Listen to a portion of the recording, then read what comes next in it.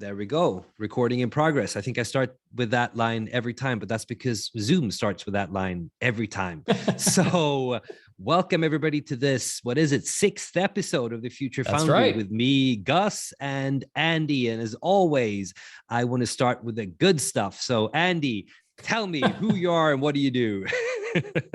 Thank you very much. I am a friend of yours. My name is Andy Kravlicha. I'm a future strategist for municipalities in the Swedish public sector. I currently work for the municipality of Huddinge. I work with innovation management, digitalization, future management, and so on. And my basic thing, my question is, how do cities stay relevant in the future? What is a city? What is great service to a citizen? It's not the same thing as it was 25 years ago. So what's it going to be in 25 years' time? That's what I do for a living, basically. And how about you, Gus? Well, I mean, essentially the same thing, but without the cities. I mean, if you look at the time component, what you just said, I think that's pretty much applicable to what I do as well. I kind of look into the 25-year future saying, what are the future of businesses? And one of the conclusions I usually come to is that they need to take a larger role and responsibility when it comes to their sustainability work and their place in society. So I am a speaker and an entrepreneur taking future-proofing businesses in the sustainable realm. Let's do something like that. I think that's a good presentation, but we've got something for the board or from the board today, don't we? We do. So we'd like to welcome everybody who's listening to, come with suggestions, send us a DM or a comment on LinkedIn or whatever, platform you're viewing or listening to this on, and we'll put that on the board and we look at it. And today, a great suggestion about change management. Talking about change management, which is something that both Gus and I have done in our professional lives. And would like to talk about that with you guys today. So what are we going to say about change management other than the obvious? Was it Bill Clinton or was it, I don't remember who said it, but one person said the whole idea of the only constant in life is change. Perhaps that's a good starting point. Right. Well, I'd like to start with basically something which I see sometimes as a misunderstanding of how organizations work. And the trouble with leading change in an organization is that an organization isn't a machine. Often we think about it in terms of processes, and we tend to think about it as kind of an automated factory. But the problem is you can't turn it off while you're making design changes or repairs. It's much less like a machine and much more like a living organism, which lives and functions and feels and grows while it's changing. And if any of us go back to, anything from a particularly, healing process to puberty, change tends to be painful when you have to be awake and aware and continue to deliver while you're being changed or while you're changing. So this is what essentially leads to growing pains in people and also in organizations. I mean, for a computer, it's not a traumatic experience to receive more memory or a new SSD, right? Because it's turned off while the change is happening. But changing an organization, I like to liken it to, converting the powertrain in a car from gasoline powered to electric, but you're doing it while the car is driving. Yeah. Right. And if we do that, are we able to accelerate the car while we're doing that? No. The only way to do it is to do it while the car is coasting. Yeah. Because that's the only way to change the powertrain of the car, which means at least temporarily, it's going to be decelerating. Yeah. It's going to be, losing energy to the system, and we're not going to be able to put energy in it from the engine because we're changing the powertrain. So when we drive change, we also have to kind of lower our expectations of being able to accelerate our daily delivery. Because quite often when you drive change, it comes with an expectation that from day one, things are going to get cheaper, better, easier. Yeah. And isn't that a problem with management in general? I think the idea is that I see a lot of managers in general that basically don't do things until they are too late. You don't really, in general, you don't really think, okay, or let me back up. I was actually talking to a guy the other day, and we were talking about the problem of him growing his company. And he said that I've got a great team in place, but it's a bunch of my friends and people that I've known since forever. Some are even my family. And they've been awesome at getting me to where I am today. But there's something that's not really working right now, and I can't really put my finger on it. And I remember talking to him and basically saying, a couple of things to him, and the ones that or the thing that I said that he responded the most to was something that I heard from. I don't remember where I heard it from, but it's a very applicable truth from growing startups, and that is the idea that the team that took you to where you are today is not necessarily the best team to take you to where you are tomorrow. So that means that, I mean, there's tons of these famous quotes, and one of that we use here in Italy is that in a winning team, you don't change the players. So we're kind of usually, accustomed to the idea that if you're winning, don't change anything. And that's the problem here, is that if you're not willing to change anything until things stop working, then you're going to come into the change management process with expectations that are completely unrealistic. As you said, you're going to want to make sure that things change here now, when you want to see, your KPIs go up immediately as you impose that change. And I think that's a problem with the idea of managers today, is that you're sticking around with a solution for too long and you're expecting it to work for too long, which means that when you are actually instituting the change that's needed, you don't have the patience that is needed, as you so eloquently put it, to change the powertrain from gas to electric while you're coasting. You're doing it under pressure. I mean, regardless if you're running a company that needs to change, or if you're, Scandinavian Airways, which is, one of these companies that is, I think, almost constantly being changed just because of, economical things that are happening around them that forces them to constantly, run change management projects. Right. And one of the things that you have to take advantage of when it comes to coasting, if we're going to take that analogy to the limit, one thing you can't do is coast uphill for very long. So you have to plan when you're going to do this change according to when you can see yourself coasting for the prerequisite amount of time. And if you see yourself, approaching this huge uphill, well, that's the wrong time to change the powertrain. Get yourself up that hill through some other means. And then when you're coming back down the other side, that's when you change your powertrain. So if you're coming to the point where the expectations are already breathing down your neck, it may be too late to implement, a change management process properly. And what do you do then? What do you do then? What do you do then? I mean, when you're out of money, you're out of options. So, I mean, as long as you've got cash in the bank, usually you are okay. But I think we talked about this a couple of episodes back when we were talking about big organizations sometimes being fundamentally incapable of change, because you've got the idea of them being fine-tuned to turn top-line revenues into bottom-line profits. And I think the problem, if you have management that in general has a mindset of saying no to things in order to protect the integrity of the process of bringing revenues down to profits, then you have staff, or you've got management that is incapable of running change management processes as well. They don't have the skill sets required to make change that is necessary. So, I mean, in the end, when it comes to companies, of course, it all comes up to the owners and the board of directors to make sure that the CEO and whatever management team he or she puts in place is the right one for whatever strategy they put in place in turn. But the interesting question is, how do you do this in municipalities? I mean, because the owners would then be, it will be the voters, it will be the constituents, the people living in the municipality. But are they really read up on the specific requirements that are needed for the people, i.e. the politicians that they vote for, and in the end, the CEOs that are actually implementing the change? How does that work, and how does that look in your context?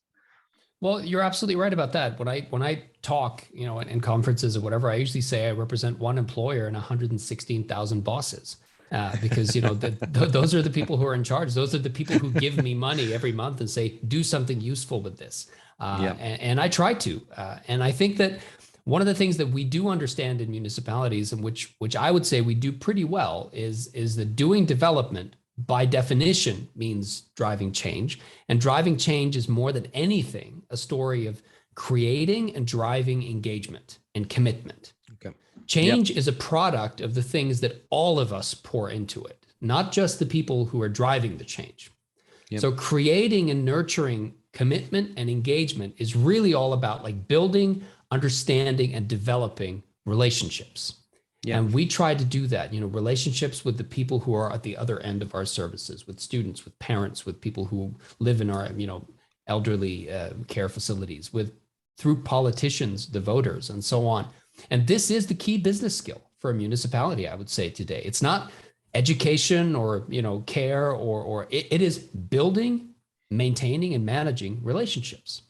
And there's two principles I'd like to put out here, which are important, from my experience. Number one, time pushes us all into the future at the same pace. And we are differently able to cope with that pace. For some of us, that pace feels too slow. For some of us, it feels very fast. And the dynamic tension between, on the one hand, the innovators who seek to change the status quo, and on the other hand, the conservatives who try to protect what their generation built at great sacrifice, is essential for the political process to work, which is why you have the left, you have the right, you have the liberals and the conservatives, you have social democrats, and you have communists, and you have everything, basically. And that dynamic tension between those who seek to change and those who seek to preserve is essential. Yeah. And not pervert, preserve.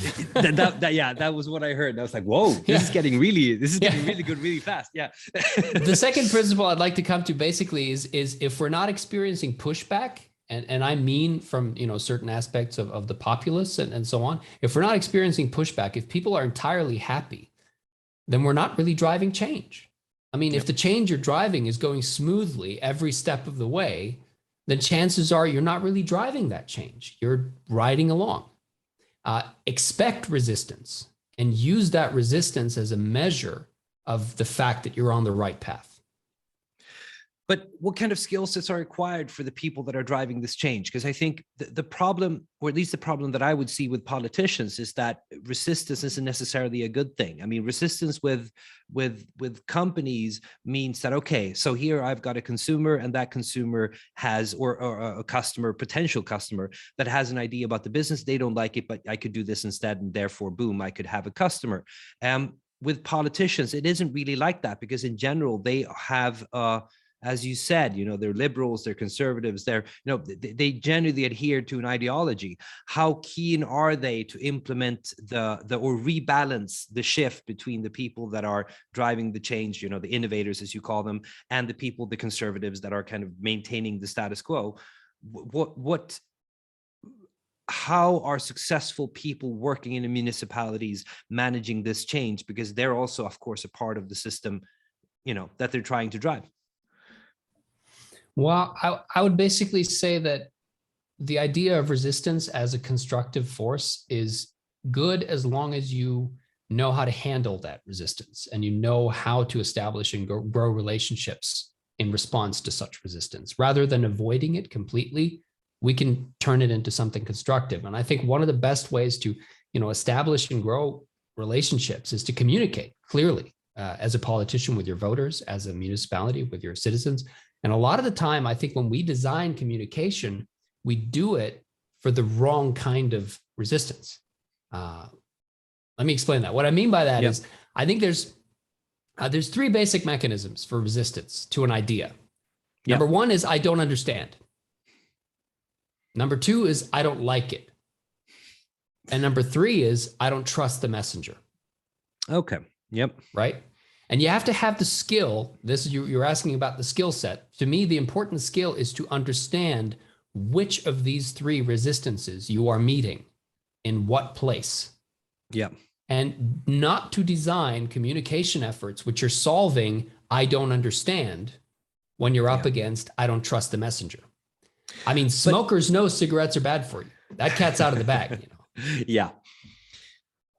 But is this the reason why municipal or any sort of politician that are closer to their constituents are less ideological in the way they conduct their business or their politics? Because I mean, if you go up on a national scale, of course, I mean, politics becomes a lot about ideology and about how you perceive the world to be based on the glasses that you're wearing. When it comes to being really close to your constituents, it's got to be closer to whatever works. You got to really come close to the whole work thing rather than the ideology than your ideology. So you're right. This is one of the key differences between local, regional, and national policy and policy making, is that I would say that approaching a societal issue from a standpoint of ideology is committing the same fallacy as approaching a problem from the outset of a technological solution. Yeah. It's basically a solution in search of a problem, saying, let's be the best in the world at AI. Well, why? Yeah. Let's be at the best in the world at education. And if AI is a part of that, then let's make AI a part of that. But why should we be the best at a particular solution? So basically saying that the solution to any problem is, liberalism or communism or whatever. It reduces complex issues to ideology. And I think in local politics, you can't really do that because you're very close to your constituents. And sometimes you'll find yourself pushing ideas which traditionally belong on the other side of the aisle because you see this is the problem and we're rallying around the need, and the need is this, and let's do that. And then when it comes, another interesting point that you bring up with the whole, the three levels of resistance, the resistance that you can meet, are you seeing that they all come at different stages within a change process, or are you seeing that certain municipalities or certain programs are better at perhaps knocking down the first two, but they keep getting stuck on the third one? Is this kind of a linear process, or is this an incremental process based on your expectations and what you've done before for the municipalities that you work with? Right. So I'd say hurdle number one is the third principle. I don't trust the messenger. We see in the world a rather large, trust crisis toward the traditional pillars of society, higher education, politics, everything. We're seeing that trust is going down. And that is the first hurdle, because you come to a point where more knowledge doesn't help if you don't trust the people who are sending out that knowledge. This is what we see in anti-vax movements, for instance. It doesn't matter how many times you tell people something if they don't trust the people who are saying it. Number two is knowledge. The first one is I don't understand, because at a certain level, you always have to explain the change to people. And by doing number two, the first principle, I don't understand, correctly, you can avoid the third one, which is I don't like it. Because sometimes people don't like what the message means for them, which is the source of a lot of pushback in questions like sustainability or veganism.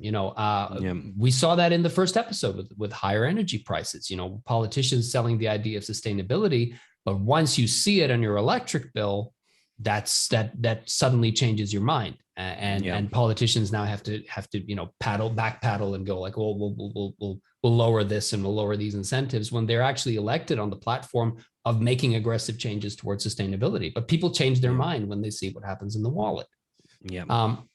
So I think definitely make sure that people trust the messenger, A, knowledge, B, and if you do knowledge properly, you'll take care of C, which is I don't like it, because you can turn that into something constructive.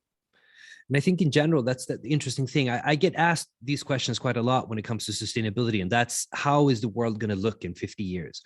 Are we all going to be living on a scorched earth? And I keep saying that, well, most likely we're going to live in a very different earth in 50 years time. I've talked about this before in this very podcast. And I think the problem is that people are seeing some sort of an idealized version of the world where they think that things are going to remain the same for the next 50 years. And they're not, regardless of global warming or not.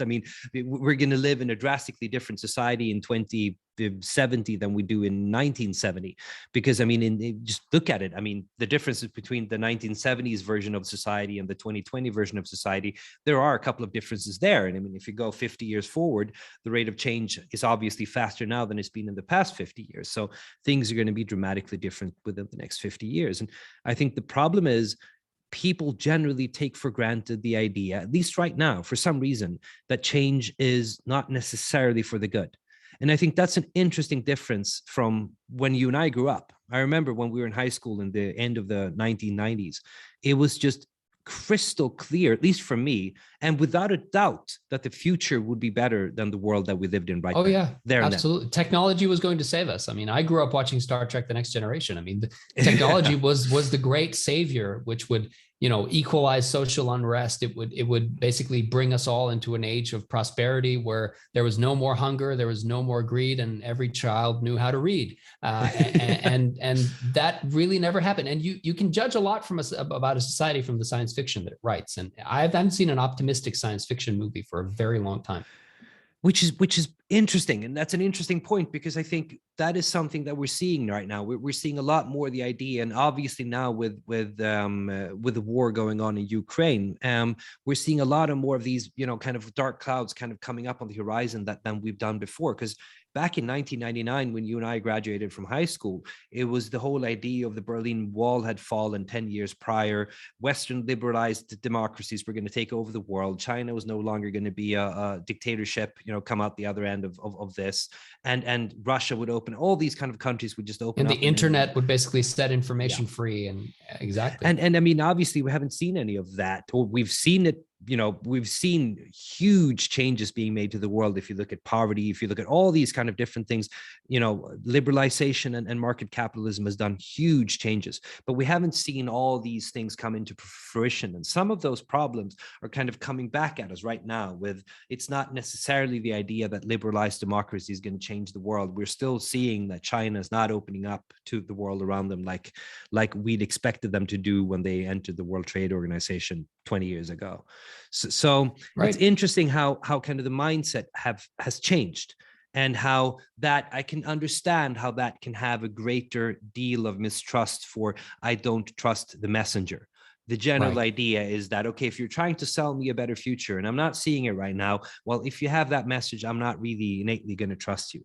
And that's you're the guys who led us to this place, right? Politicians, like, you're the guys who led us to this future that we see before us right now. Yeah. Why should we trust you with the next 50 years? Yeah. And this is why, you know, these, you know, politicians, whose entire platform is basically, I'm not part of the establishment, are sometimes very popular because of that particular. And one of the things that I think we do wrong, that we, you know, strategists, speakers use, one of the most common crutches that we use to create this like understanding for the need of change, is creating or establishing or perpetuating this kind of sense of urgency.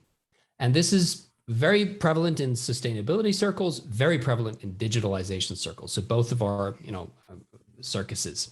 And we have to understand something here, and that's that crisis thinking leads to crisis management. Yeah. And I think that's a bad thing, because crises are by definition temporary. Yeah. Crisis management is not a permanent healthy lifestyle change. Crisis management is a crash diet, and it is defined by the fact that it ends, just like the crisis which it's supposed to solve. Yeah. But if you look at the changes that we need to drive in our cities, in our organizations, in our business models, overwhelmingly, they're changes to a new state, which is not going back to the old one. And if we take digitalization as an example, the demographic changes that like drive the need for digitalization, which we sell to people a sense of urgency. We need more people to take care of the elderly. We have like a, you know, ballooning demand for our services and so on. These are things we're going to have to live with for decades to come. Yeah. And if the organization only remembers the sense of urgency, then we will organize ourselves to deal with a permanent state using temporary means. And that never is a good thing, is it? No, I think that's an incredibly insightful idea. And I think it can be tied back to what you said in the beginning when it comes to when do you change the powertrain of your car. And I think the problem is if you drive the idea of crisis, obviously you need to do changes now. And even if they generally compromise the integrity of the car's possibility to run going forwards in the future, doesn't really matter because you're in a crisis. So it means you solve the problem right now. And once that problem is possibly solved, then you can start trying to solve on the knock-on problems that you created within your crisis thinking. So I think, and I think this is one of the things I keep coming back to when I talk about sustainability as well. And people ask me, are you an optimist or a pessimist? And I mean, obviously me being an entrepreneur, I always see opportunity in everything. So I'm innately an optimist. And I think if you look at it out of that perspective, rather than saying you should act as if your house is on fire, I completely agree. That's a really bad idea to do policy decisions or any kind of decisions for that matter. It should be something that we approach with a lot more calmness of mind. And I think in general, we don't. When it comes to sustainability, we really, really don't.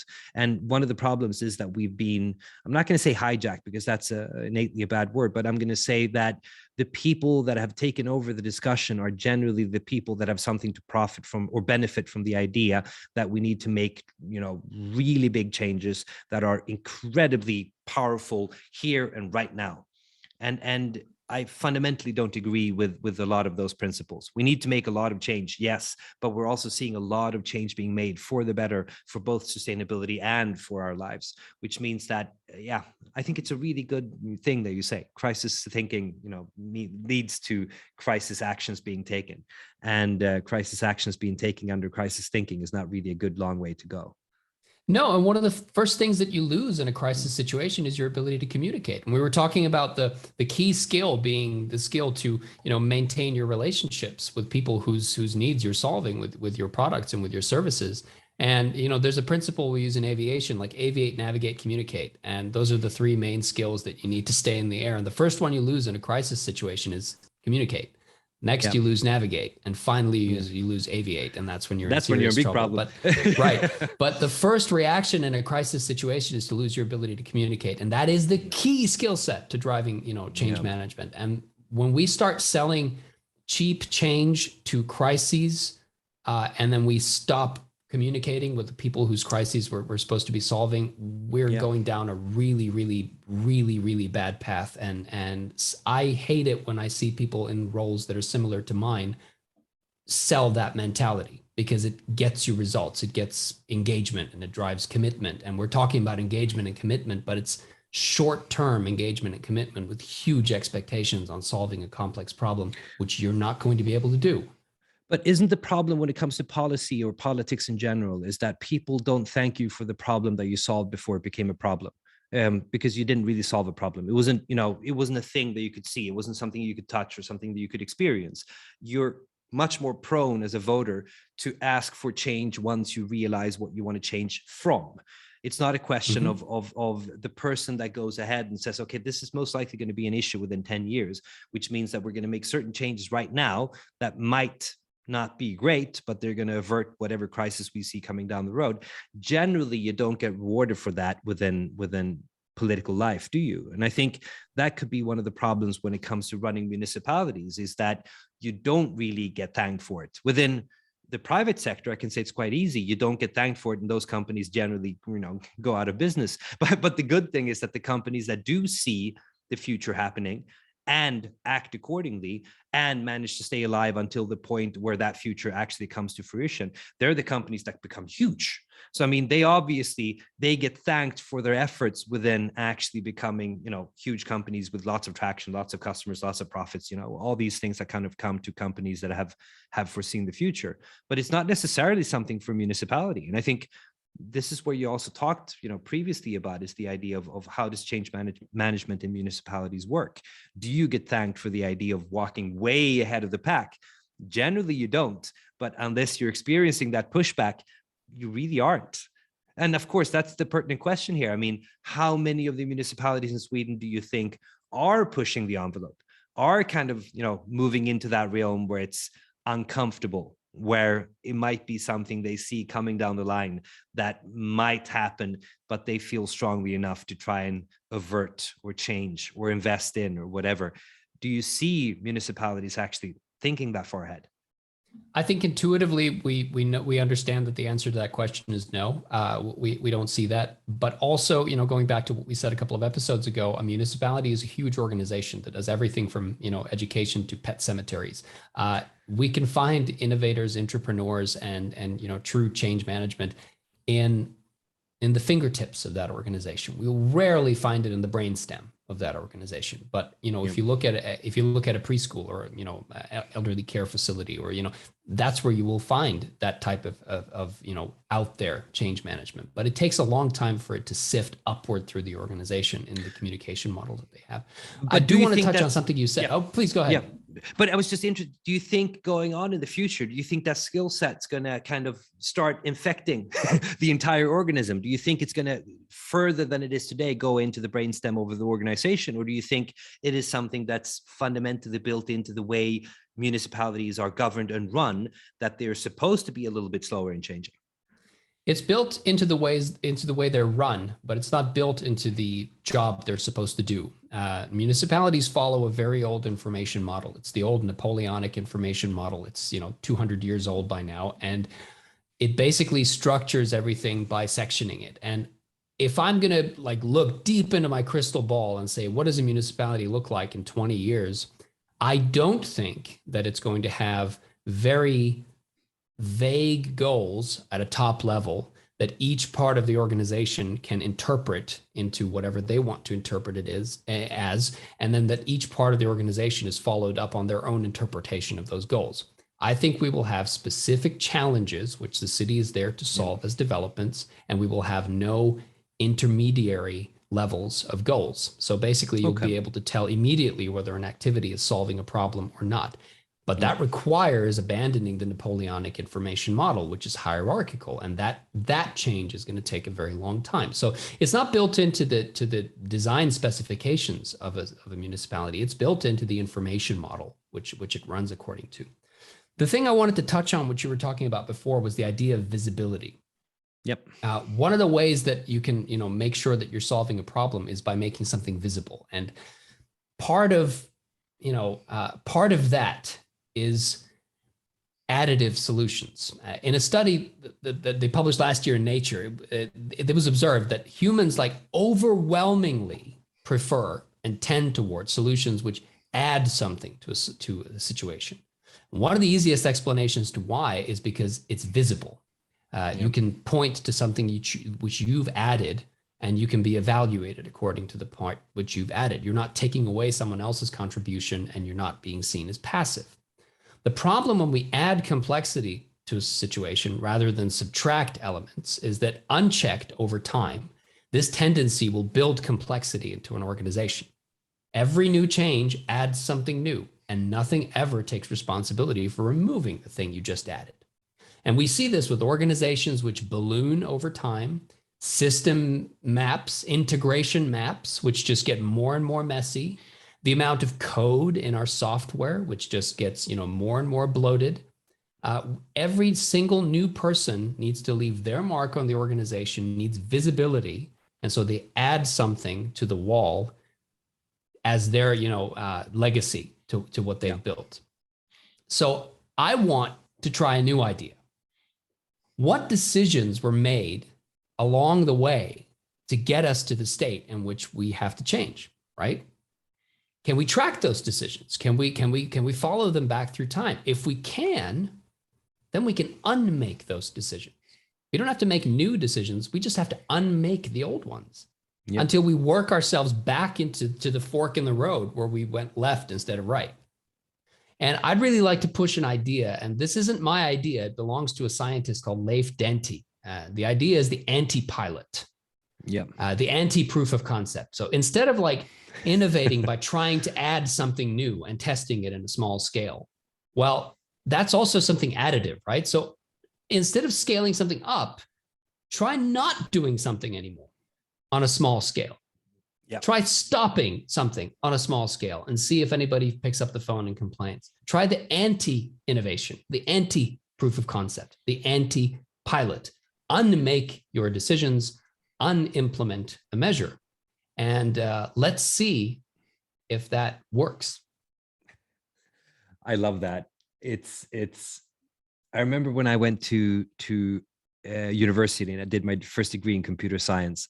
One of my teachers in computer security, he was talking about that he every once in a while turned his firewall completely on, and then he checked whatever applications wanted access to the internet, and then he kind of had a basic idea of, okay, but why have I granted this application access to the internet in the first place?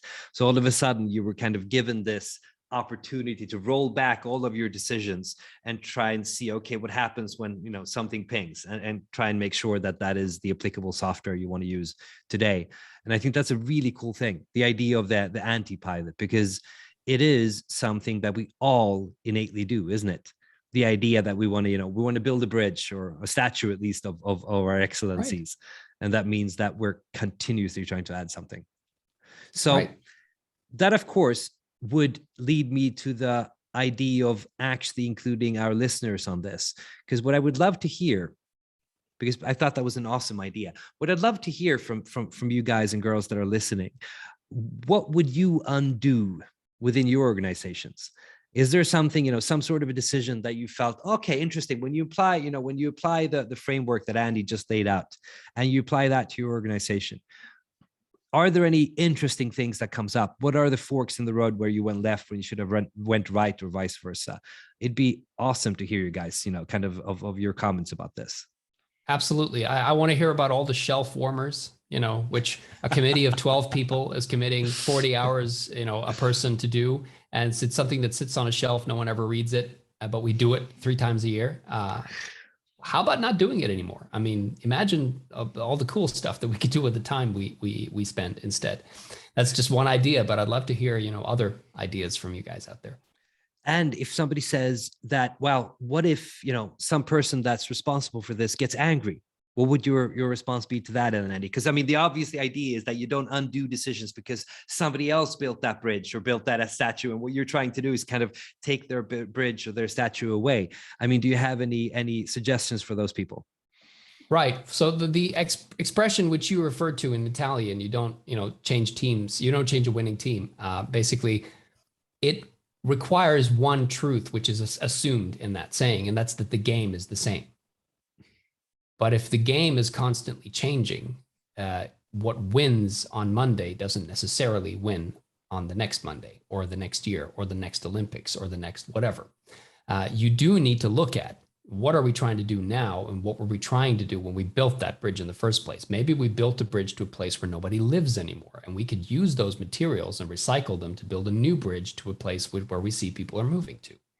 And the other idea is, going back to the start of this podcast, is if you're not experiencing pushback, you're not driving change. So take it as a badge of courage of the fact that you are pushing change and you're going in the right direction. Because if you're just going with the flow and everybody's just saying, wow, you're so great, these ideas are awesome, you're not driving the change, you're a passenger. I couldn't think of a better place to sum this entire talk up. So with those incredible words of wisdom, well, it's been awesome to talk to you on this one. Obviously, you've been driving the discussion for this one, Andy, and it's been great being able to kind of pick your brain on the ideas of change management in governmental or in all organizations, actually. So well, there's some things that are up my alley more than yours, possibly from the practical experience that we've had just, doing our jobs. And I'm looking forward to, delving into, sustainability issues and business issues in our next episode, where I get to pick your brain, because there's so much that lives in there. And I want to talk about the time when you were, an environmental consultant and the insights you gained into organizations and change from there and so on. And, I'm looking forward to doing that. And of course, anybody listening, if you want to have, as we started, if you want to have any specific topics you want us to cover, just drop us a DM, a good post on YouTube, on LinkedIn, or wherever you found this podcast in the first place. So, I mean, all the suggestions that come up, we put them on the board, and then we see where we can go from there on. So like, comment, subscribe, share, all the things that you can do. Smash that like button, as they say. Right. So, awesome. It's been great. Hope you've had as much of a good time as we have, and see you on the next one. Bye.